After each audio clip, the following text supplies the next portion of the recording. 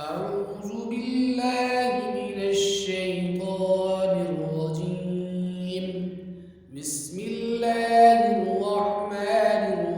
الرحيم. سأل سائل بعذاب واقع للكافرين ليس له دافع من الله ذي المعارج. تعرج الملائكة والروح إليه في يوم كان مقداره 50,000 سنة فاصبر صبرا جميلا إنهم يرونه بعيدا ونراه قريبا يوم تكون السماء وتكون الجبال كالعهن ولا يسأل حميم حميما يبصرونهم يود المجرم لو يفتدي من عذاب يومئذ ببنيه وصاحبته وأخيه وفصيلته التي تؤويه ومن في الأرض جميعا ثم ينجيه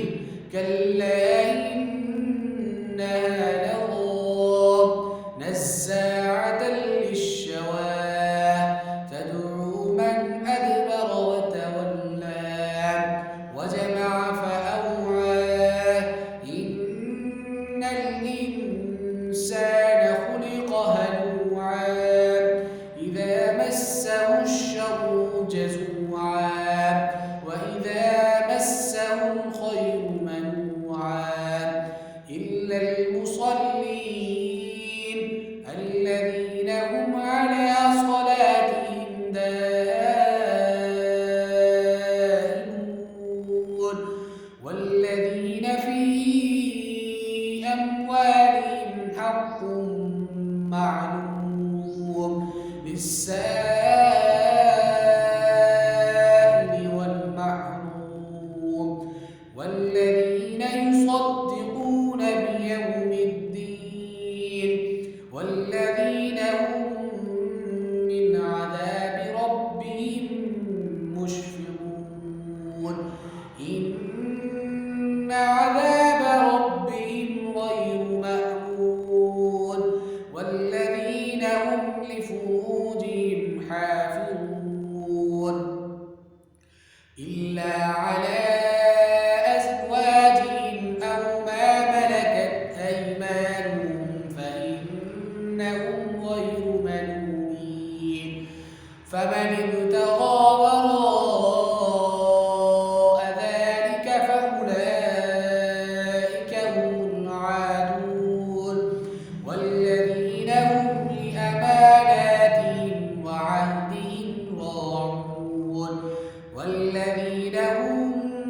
بشهاداتهم